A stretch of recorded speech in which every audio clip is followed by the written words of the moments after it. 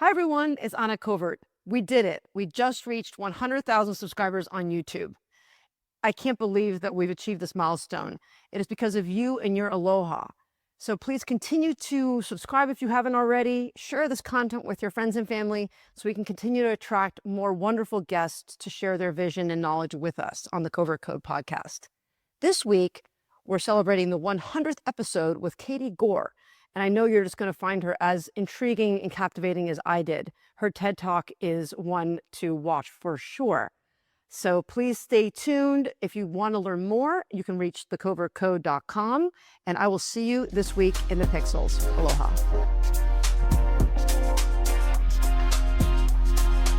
Aloha, my name is Anna Covert, and I'm coming to you from my battleship here on the beautiful island of Oahu.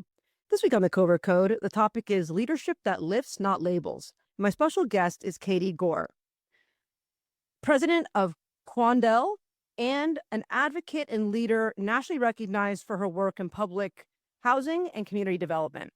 In 2024, Katie took the stage and delivered a powerful TEDx speech about how you can offer a hand up, not hand out, and it can really change lives. I actually teared up when I watched the TEDx. It was beautiful. You will get more into that in a little bit.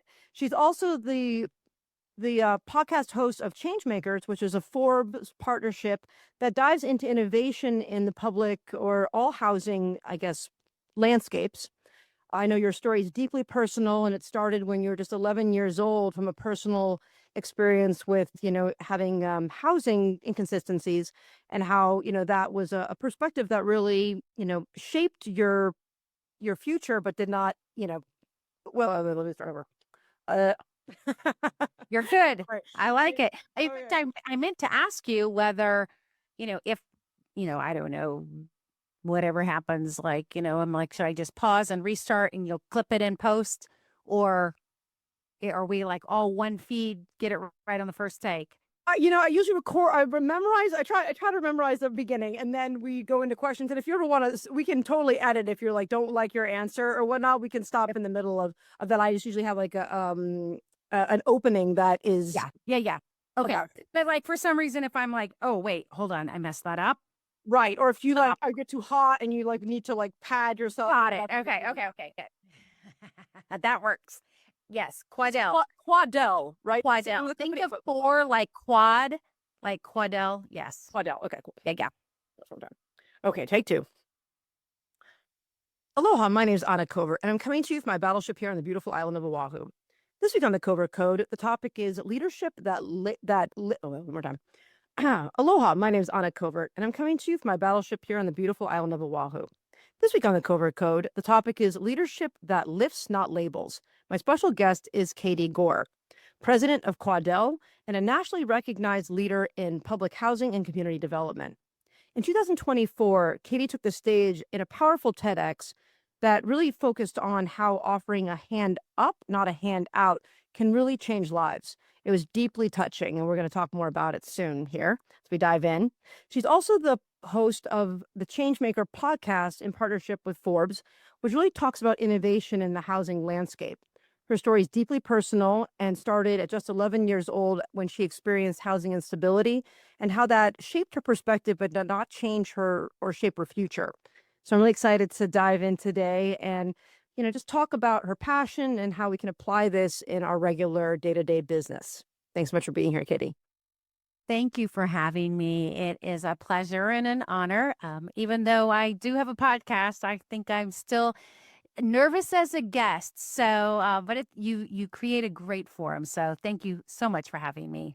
Thank you so much for that. So just to dive right in, I was just watching your TEDx, and my daughter is just 11 and a half years old. So it was so emotional for me to hear your story. And could you give our team or our listeners here the little cliff notes of, how you got from there to where you are right now, and kind of some of these concepts to get ourselves started? Well, the whole TEDx experience is both amazing and daunting. And I got up on a stage and shared for pretty much the very first time, especially to people I had worked with for nearly 2 decades. And they had no idea about my backstory or how I grew up.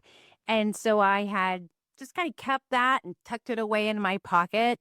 And for a variety of reasons, a little bit of being ashamed of my early years and also not feeling like I was pedigreed enough to be in the position that I was if people knew about that. And also, ironically, when me and my brother and my two sisters were young, we actually made a pact that we would never talk about being homeless. And we did it at the time that we were homeless as a self survival technique. We didn't want to talk about it openly in case somebody would hear and take us away from each other. Right. And but when we made that pact emotionally, it just stayed with us. Like even when in our 30s and our 40s, and so here we are all in our 50s, we still hadn't talked about it. We still hadn't Wow. told people. And so I'm getting up on this TEDx stage and talking about it literally for the first time in front of my coworkers, even with my family. My brother and sisters flew out, and we just confronted it, and it was very good for several reasons, but again, it was also daunting. Um, Beautiful experience though, and I look back on that because it did a couple things for me.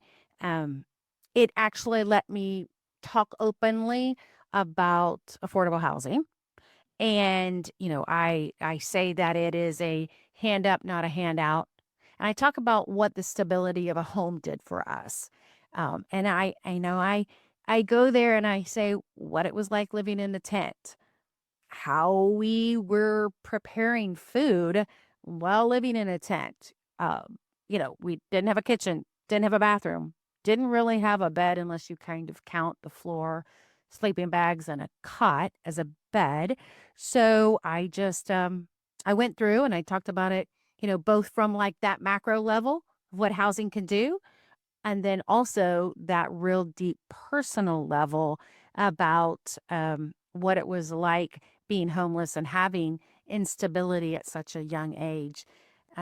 When you listen to it, especially having a child the same age that I was when I was going through it, like you can't really even imagine No, I mean, it was like being. when you said that you had run away and you were, you were recycling and using, when you ran away, you went down to the gas station and got like a soda Yep. drink, and I just thought I'll even let my daughter go walk home from school, or she's now in sixth Right. grade, and I mean, just the how fragile it is, but I really appreciated what you said about how let these things. It's a chapter, it's not the story.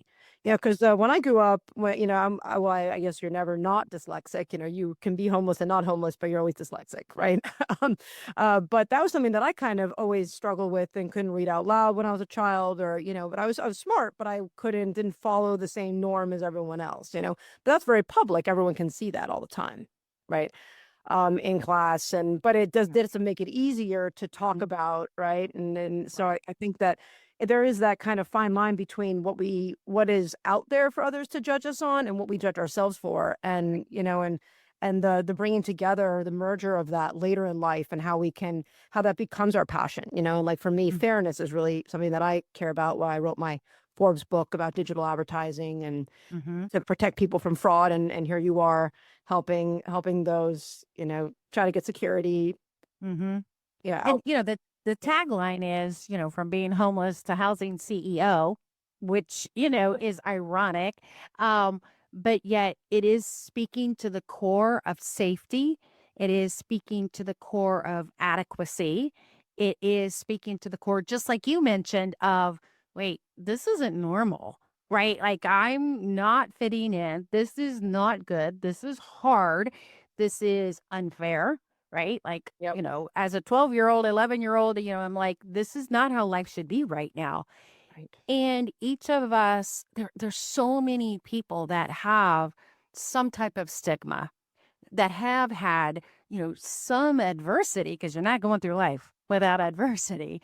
And yet, where there seems to be this turnaround moment is to say, am I going to use this to just sit here in this moment and deal with the bitterness, and the unfairness of it, the trauma of it, quite frankly? Or am I going to move through this and try to acknowledge it, handle it, deal with it, and then possibly use it? Yes. Or what you think, what, I said what I thought was going to be my biggest negative became my strongest positive. And can you move to that place? And then for the added win to say, then can I help others? Yes. Right? Can I turn around and now use this, not just for myself, but can I start helping others? And that is a journey that I would never have guessed I would be on. And, you know, do you go through some of that pain? Would you have wanted to do that? No, nobody wants to go through that adversity and pain. But I'm also not going to have gone through it and then not try to get some good from it, right? Not try to Right. provide some good for myself and for others. And man, when you think about that piece, um, Isn't then that what, that's like, where, that's it. oh, That's like right, the whole life too. Without the challenge, there's not the way to evolve, right? And to right, overcome. And I think, right. when you really get the story from your perspective, it's like then you see it through that lens. You had those glasses on. So Yeah, no one can tell you that you don't know how it works, right? mhm, You lived through it, and people listen more, right, to that right, right. perspective. And I mean, Yeah. even from a business perspective too, I mean, there's so many things that I look back and I'm like, actually, this was preparing me. Again, I have to keep, the guilt, the shame, the bitterness in check, right?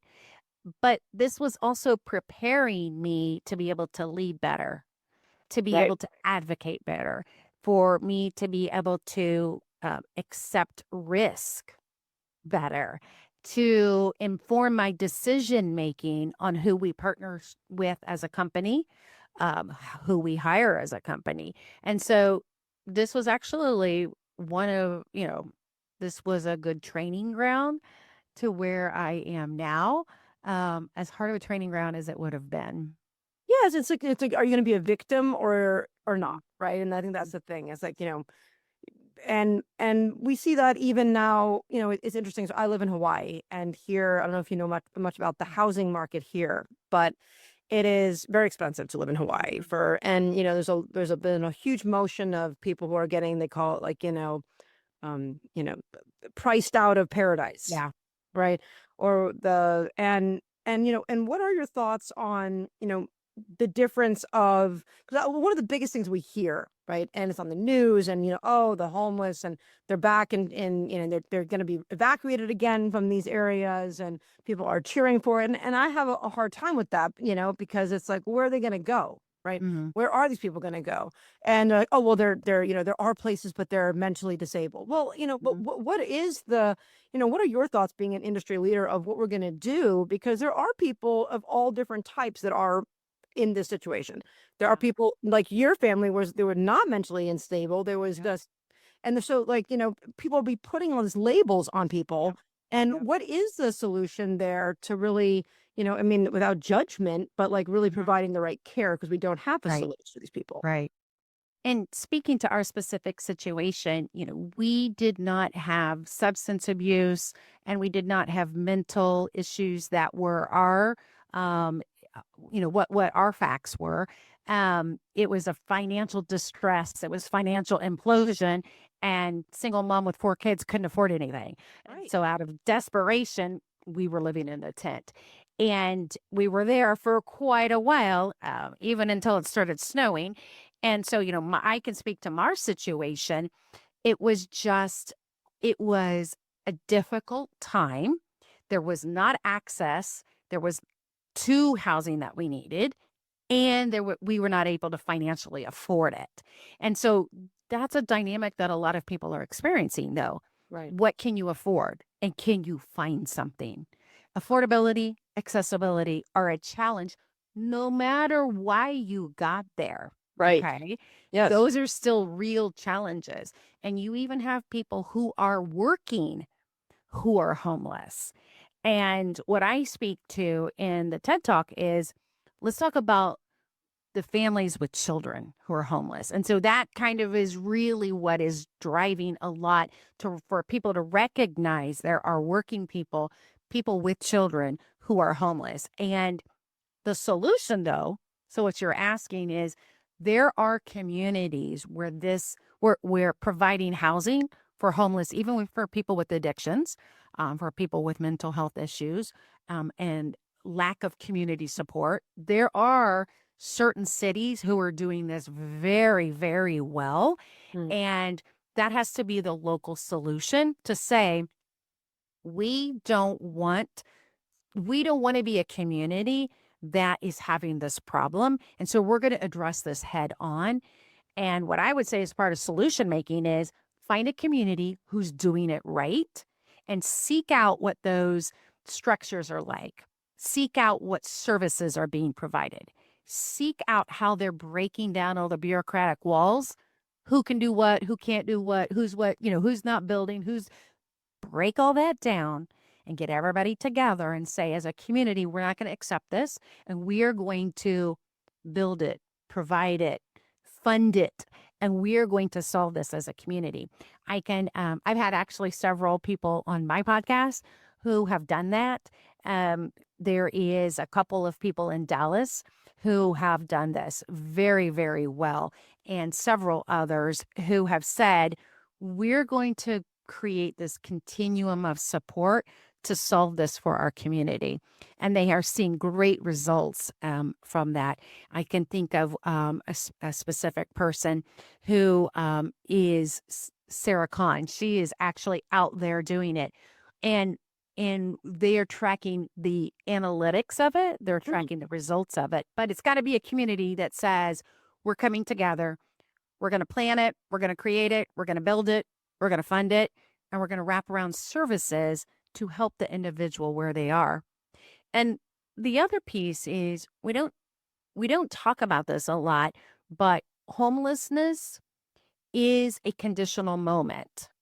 Once homeless, and once homeless doesn't mean you're always homeless. And we forget that. We forget that this truly can be a conditional moment. But to be able to find services, to find housing that can help them to the next phase, that can provide access, that could provide affordability, those pieces have to be there, and they have to be created from the local entities who want to solve this. Yeah. Now, what about people who don't want help? I mean, like, so, I think because there are people who want help and seek help out, and then there's communities to help them. But when people are, when they are mentally incapacitated or, at what point, what are your thoughts on how we as a community create safety around that? Yeah, that's I'm not a medical professional. Yeah. But there's a great Tunnels to Towers Foundation. They have a great program that are helping veterans who are homeless. Oh, wow. And I highlight that one because it's one of the toughest and most transient types of population. And they are seeing amazing results in what they're building and what they're providing, because it's taking a very complex situation and having access to services, having access to housing. And I feel like Tunnel to Towers Foundation, if they can do it, Anyone can do it. right, with a very specialized and highly complex situation here. And if they can do it and solve it, then, and I think in Austin, they're just creating a brand new community that they've built. Then there's not, they've got the willpower, and they've got the funding that they're mobilizing to make it happen. So there's plenty of examples where it does work. Yes. Even if a person doesn't want to be helped, there's a core portion of a person that just needs to have the ability. And when you're in this situation day after day after day, and it's really hard for them to recognize that there truly is a path to move forward. And I think Right. that's where so Towers does a great job because, they're addressing the personal side of this as well. Well, and absolutely. I mean, my community, my nonprofit that I help here in Hawaii, because I have an agency, is Boys and Girls Club. So I built them a website, and now I'm actually building them a new website this year. But it's really amazing when you hear that, they only charge like $25 a year, but that's too much for some people. Mm-hmm. Yeah. Yeah, so we get sponsors and whatnot. But so when you think about that, like how much, and they really, it's about $2,500 per kid per year they need for this, after school program, and like trying to get them at least one meal, and some of these other Wow. really, really important things, and it changes lives. But that they're only asking for $25 from the parent, and that can be an unachievable amount, right? And I think it's just really now with how do we tell those stories to get the community to change their perspective, right? What is that kind of, do we need like a public service kind of campaign, or what are your thoughts on how we can make this more of a story people want to get behind? So, it's interesting you mentioned Boys and Girls Club, and I'll answer that, but let me ask a question first. Hmm? When the kids come into that recreational center or wherever they're coming in, for the first time, describe what they're experiencing, because I have a theory here. Describe what a kid experiences. You know, th- yeah, Well, at just the tell very me. beginning, yeah. So at the very beginning, actually, they're really. I remember one story that we did a story that really stood out to me was this one kid, and they first came, and they have set there's certain times where they have programs, whatever that daily program is, depending on what age they are, they have set programs. Mhm. But there's also other times where they just have like homework, or open hours. But at the beginning, it's kind of they more like are like letting the kid kind of get their bearings. And this one child, every single time they came, they would just go in the back room and just get in the corner and sleep, and they let him sleep, because it was. And then finally, after like a couple weeks of this, they started to kind of reanimate, and they learned that this was the only place that they felt safe sleeping. Yep. Yep. And so that was really important. And so that they're very, kind of respectful of letting there be this, what do they need right now? hmm And Yeah. and that's the same type of situation when you have a person who's been, in experiencing housing instability. Everything is a threat.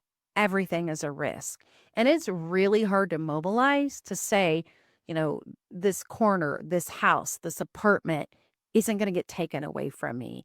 And Mhm. so, we're talking about very, very core human um, desires to be safe and secure. And so, when you're trying to mobilize and find solutions, you have to look at that very, very basic core need.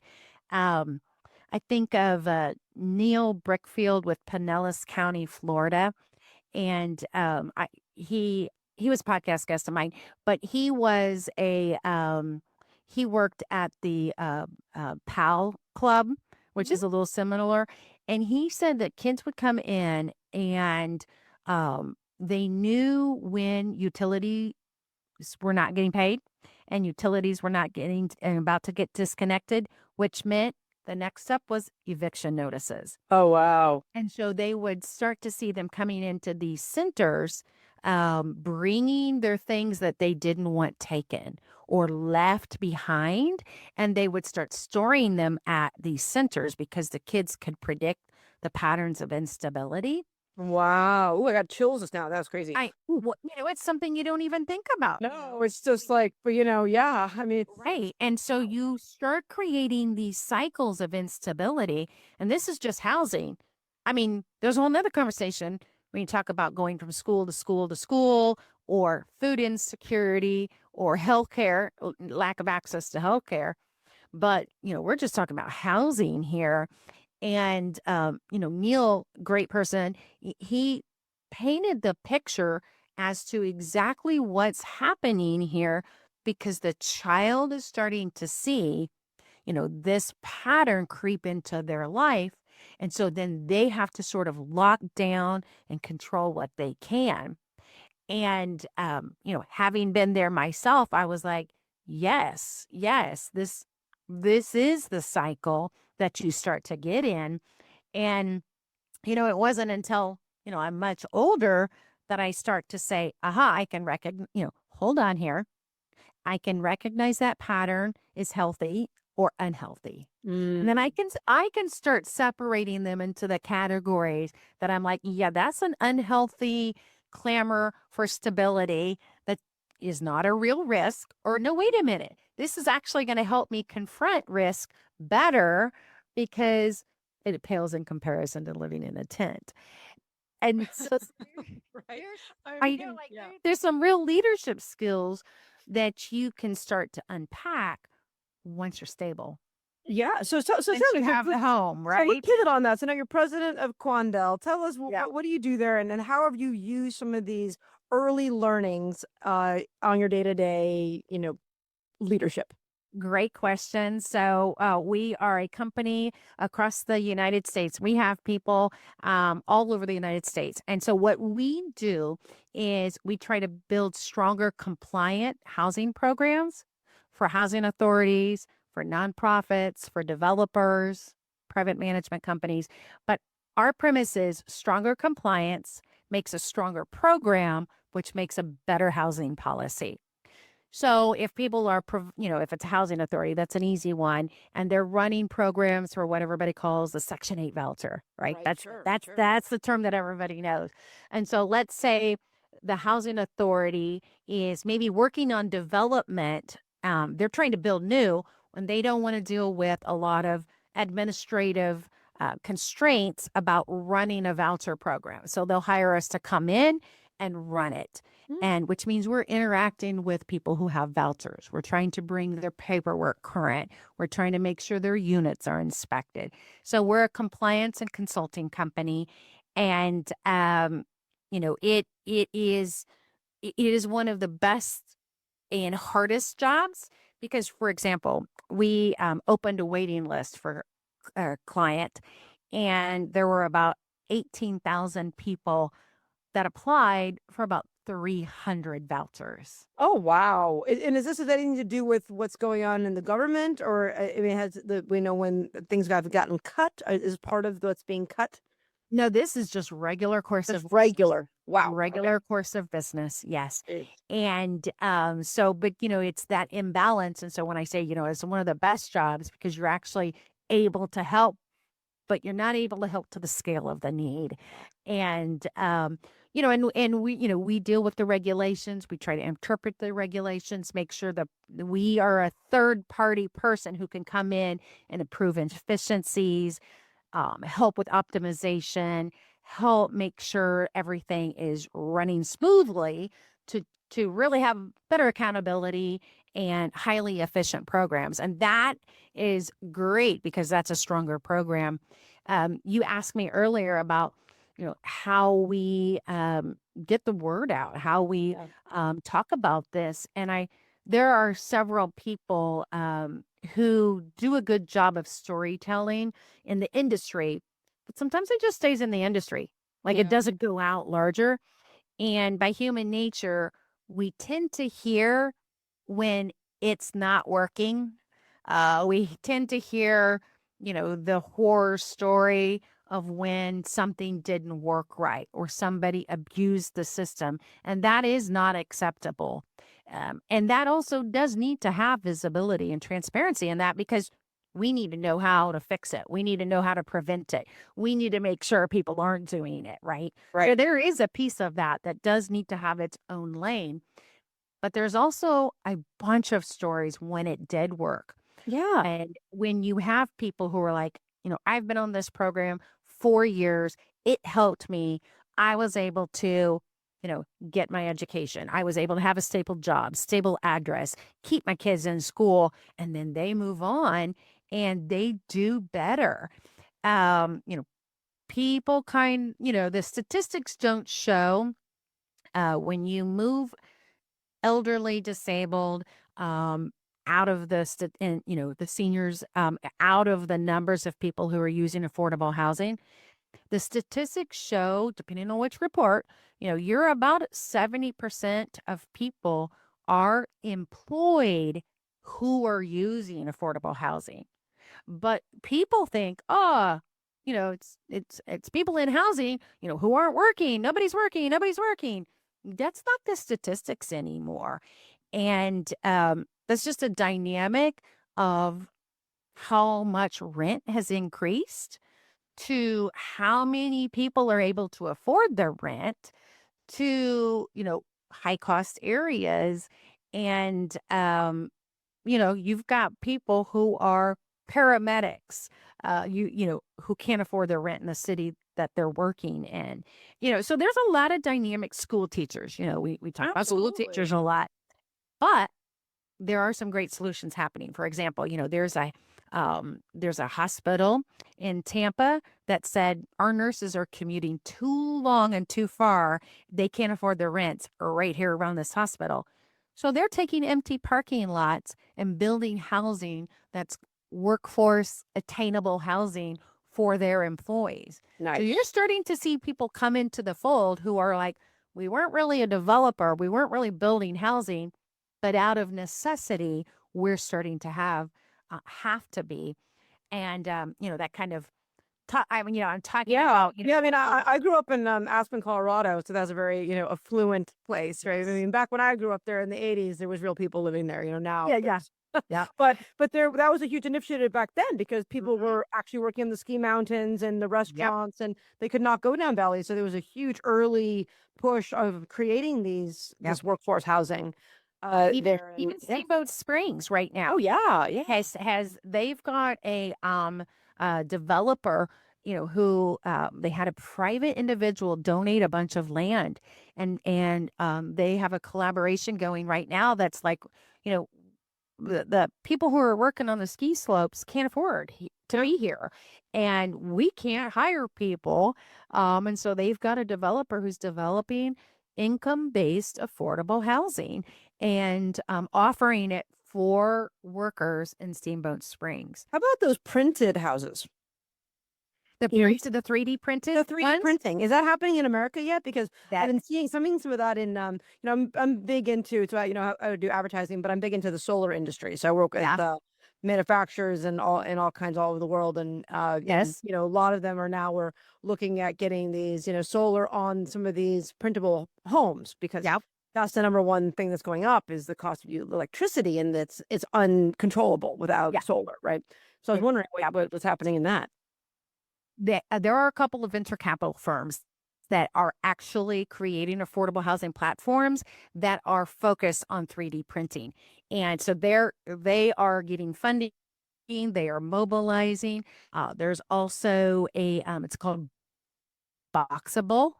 And it's out of, I believe, Reno, Nevada. And they are producing homes. They're not 3D printing, but they're producing homes that literally boxable, like it unboxes on Wow. site, and they're producing them at price points that are not even over 100,000. And so they're like, if you have land and utility, we can come in and put these units here. I mean, very, very creative. Yeah. There's even Evan Holiday with Holiday Ventures in Nashville, Tennessee. He just created a affordable housing community where they have solar panels, and so people, what is that? The necessity create was the mother of invention, I think, is what it Yeah. says. Yeah. Um, the dire nature of the affordability housing crisis is, hopefully necessity. We're seeing non-traditional players come into the industry who are doing these types of things. And with this Holiday Ventures one, I was talking about, he's taking it, and I think he has. I don't want to misquote him, but you can find him, Evan Holiday, Holiday Ventures, but Nashville, Tennessee. But I want to say that he has created um, the power that they're generating from the solar is funding some Tesla stations, and it's also 100% providing the energy for the clubhouse that's Yeah. on site. So, I mean, I'm like, some great things are happening in this dynamic of absolute need for affordable housing. Yeah, I mean, one of the things that I just wrote my second book about the solar industry because of the tax credit stepping down this year. And one of the things that came up in some of my research was really shocking for me is, about our elderly community and how just a couple years ago they did a study and they were asking them what they were picking between. And what we found is Mm. when it was between food or medicine, they were picking medicine, right? Yeah. Because they needed the medicine. And recently, even just last year, when asked that same question, they were picking if it was, oh, your power or medicine.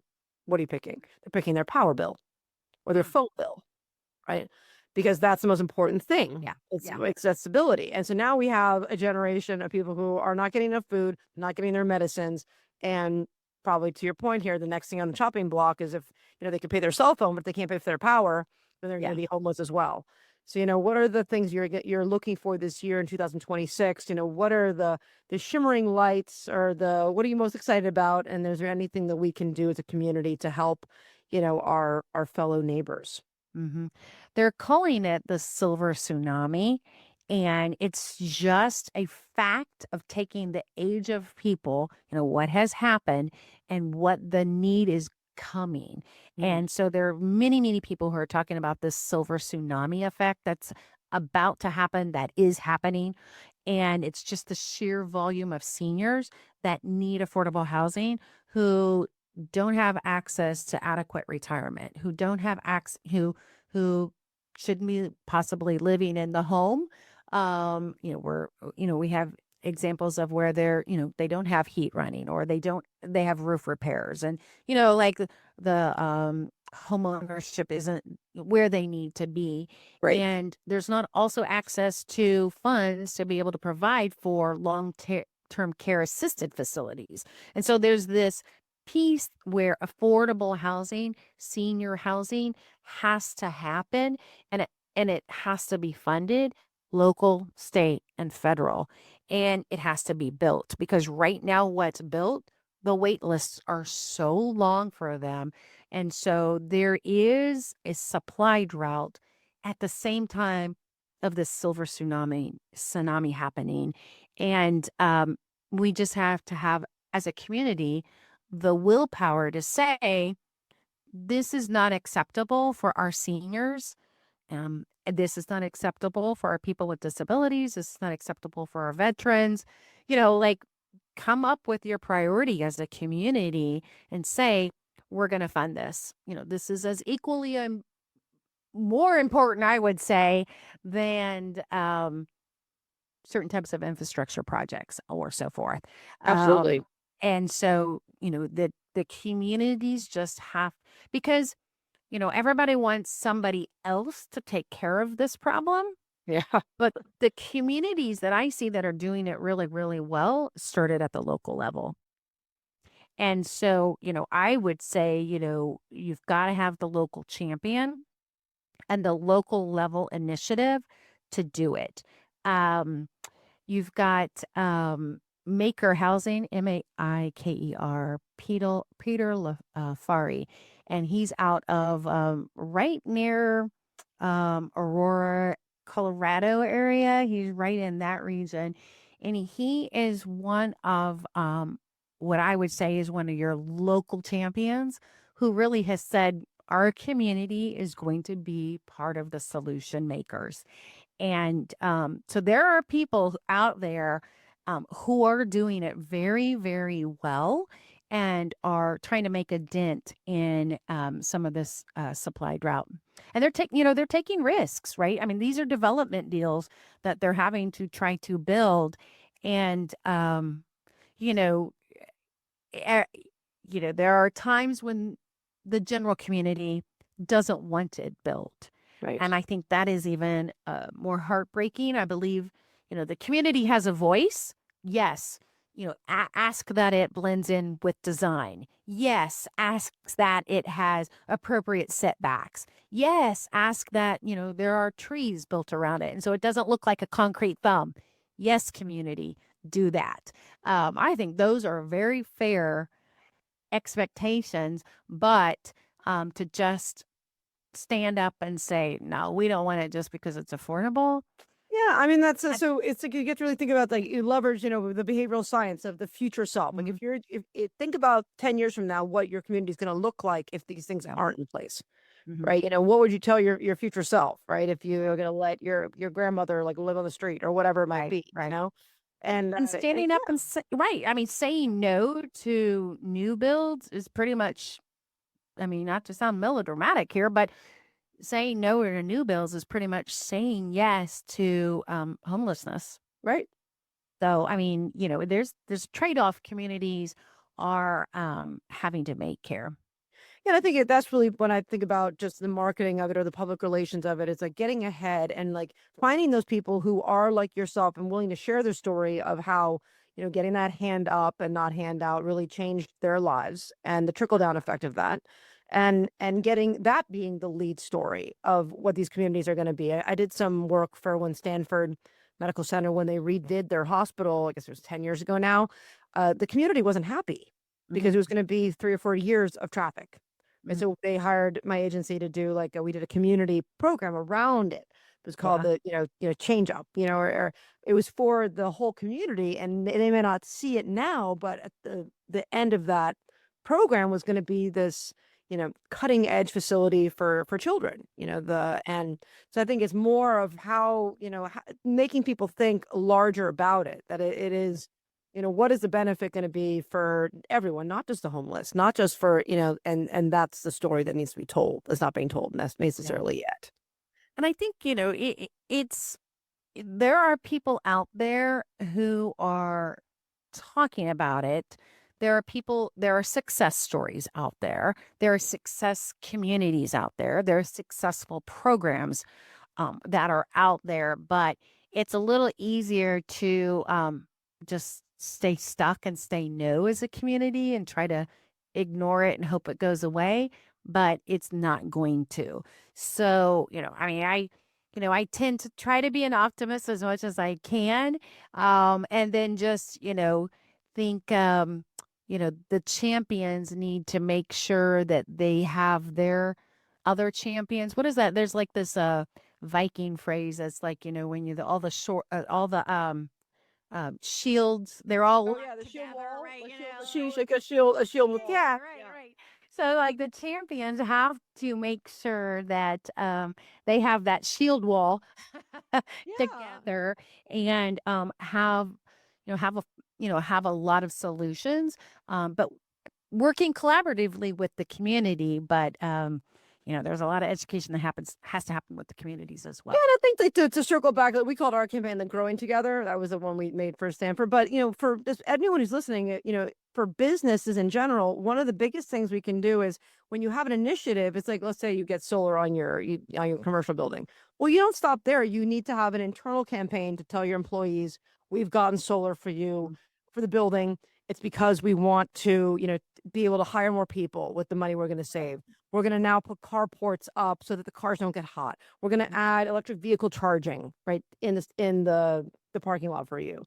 Is then taking it and turning it around to your customer and talking about the economic and social governance standards and Right. how that matters, right? So it's like, well, I think a lot of times we're stuck in one view, right? But it's Mhm. like we got to talk to everyone around it, and then maybe more people will be open to it. Yeah. It's amazing. One of the things, there's a industry organization that I'm on the board of, a National Leased Housing Association. And Denise Muha, shout out to her. She is amazing.